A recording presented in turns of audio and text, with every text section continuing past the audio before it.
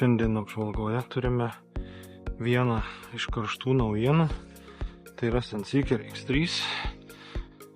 Robotas skirtas iki 8 arų.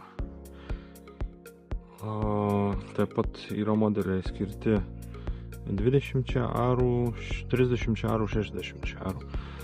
Taigi X3 yra skirtas iki 8 arų, tačiau galima įsigyti ir X3 Plus. X3 Plus yra skirtas iki 12 arų. Pagrindiniai jų skirtumai, tai jie yra praktiškai identiški, tačiau esminiai skirtumai yra tie. Baterija talpesnė X3 Plus 1 amperų, ko pasiekoje ilgesnis pjovimo laikas, ir X3 Plus turi 4G SIM modulį. Ir ką mes turime komplektacijoje. Taigi čia yra naudotojų instrukcija tokia greita, su QR kodais. Čia yra manualas, kaip viską instaliuoti, programėlės linkas, baterijos adapteris, akumuliatoriaus pakrovimo adapteris.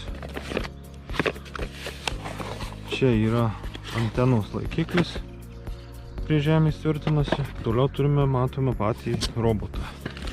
Taigi pats robotas yra ganėtinai didelis, mažesnis nei Segvėjus 8 aram, bet labai panašaus dydžio. Iš karto, kas krinta į akis, tai lietaus daviklis matosi. Čia yra taip pat rankinis peilių mechanizmas, meniu konsoliai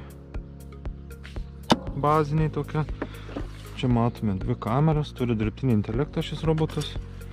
Taip pat turi plaukiančią deką pjovimų, peilių mechanizmą, ką turi visi Senseeker modeliai.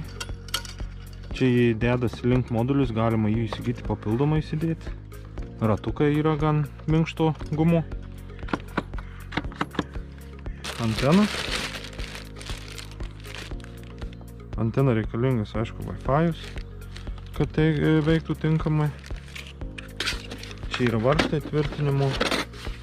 Čia yra smeigtukai berods antenai, jo. Papildomi peiliukai. Viskas, kas reikalinga paleisti robotą. Komplektacijos visų robotų yra pilnos, tad nusipirkę iškart galėsite pradėti naudotis. Čia yra taip pat maitinimo laidas. Ir turime dar pakrovimo stotelę. Čia yra vamzdžiai, ganėtinai stori, masyvūs. Galima jūs taip pat tvirtinti ir prie sienos kažkur, ar ant stogo, ar ant žemės, priklausomai koks jūsų sklypas. Ir turime pačią pakrovimo stotelę. Kaip ir įprasta, pakrovimo stotelė yra taip pat su šviesą atspindinčiu ženklu, kad robotas su kameromis dar tiksliau įvažiuotų į pakrovimo stotelę. Tai tiek. Tikimės, kad įsirinksit geriausią variantą.